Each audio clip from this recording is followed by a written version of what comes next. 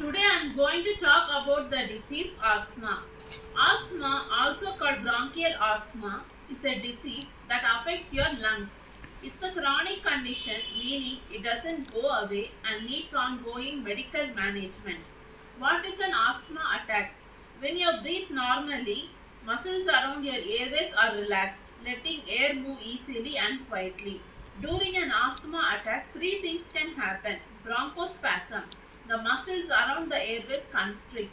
When they tighten, they make your airways narrow. Air cannot flow freely through constricted airways. Inflammation. The lining of your airways becomes swollen. Swollen airways don't let as much as air in or out of your lungs. Mucus production. During the attack, your body creates more mucus. This thick mucus clogs airways.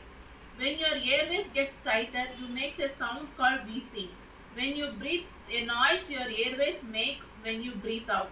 You might also hear an asthma attack called an exacerbation or a flare-up. It's the term for when your asthma is in control. Types of asthma. Asthma is broken down into types based on the cause and the severity of symptoms. Healthcare providers identify asthma as intermittent. This type of asthma comes and goes, so you can feel normal in between the flares. Persistent. Persistent asthma means you have symptoms as much as time of symptoms can be mild, moderate or severe. Healthcare providers base asthma severity on how often you have symptoms. They can also consider how well you can do things during an attack. Asthma has multiple causes. Allergic.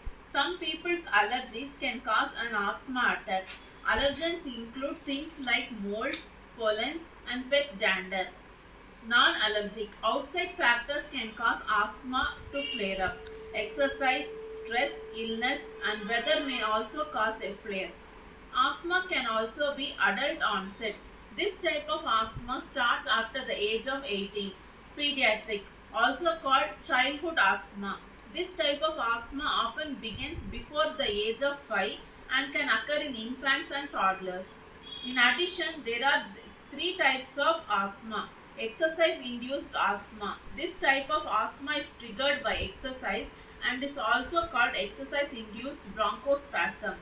Occupational asthma. This type of asthma happens primarily to people who work according to their irritating substance. Asthma COPD overlap syndrome. This type happens when you have both asthma and chronic obstructive pulmonary disease. Both diseases make it difficult to breathe. People can develop asthma at any age. People with allergies or people exposed to tobacco smoke are more likely to develop asthma. This includes second-hand smoke and third-hand smoking. Asthma is more common among females. It also affects black people more frequently than other races. Symptoms and causes. Certain factors present a higher risk. Allergies. Having allergies can raise your risk of developing asthma. Environmental factors. People can develop asthma after exposure to things that irritate your airways. These substances include allergens, toxins, fumes, and second or third hand smokes. This can be especially harmful to infants and young children whose immune system haven't finished yet developing. Genetics. If your family has a history of asthma or allergic disease, you have a higher risk of developing the disease. Respiratory infection. Certain respiratory infections such as respiratory syncytial virus can damage young children's developing lungs. Triggers of asthma.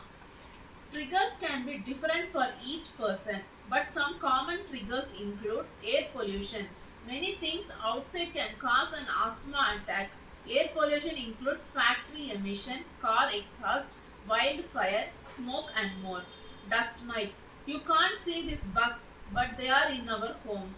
If you have a dust mite allergy, this can cause an asthma attack. Exercise. For some people, exercising can cause an attack. Mold.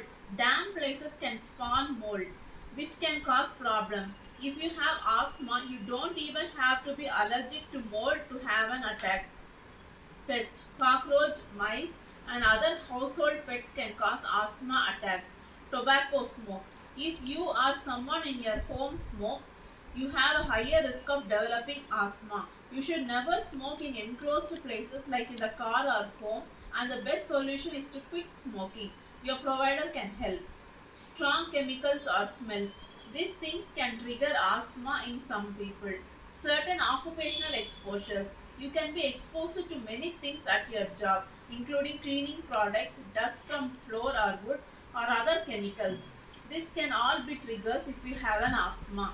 Signs and symptoms: chest tightness, pain or pressure, coughing, shortness of breath, wheezing.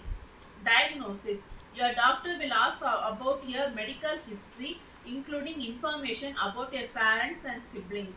Your doctor will need to know any history of allergies, eczema, and other lung disease. Your provider may also order spirometry. This test measures airflow through your lungs and is used to diagnose and monitor your progress with treatment. Your healthcare provider may order a chest x-ray, blood test, or skin test. Management and treatment. Bronchodilators. These medicines relax the muscles around your airways. The relaxed muscles let the airways move air. They also let mucus move more easily through the airways. These medicines relieve your symptoms when they happen and are used for intermittent and chronic asthma. Anti-inflammatory medicines. These medicines reduce swelling and mucus producing in your airways. They make it easier for your air to enter and exit out of your lungs. Your healthcare provider may prescribe them to take every day to control or prevent your symptoms of chronic asthma. Biological therapies for asthma. These are used for severe asthma when symptoms persist despite proper inhaler therapy. If you like my video, please like, share and subscribe to my channel. Thank you.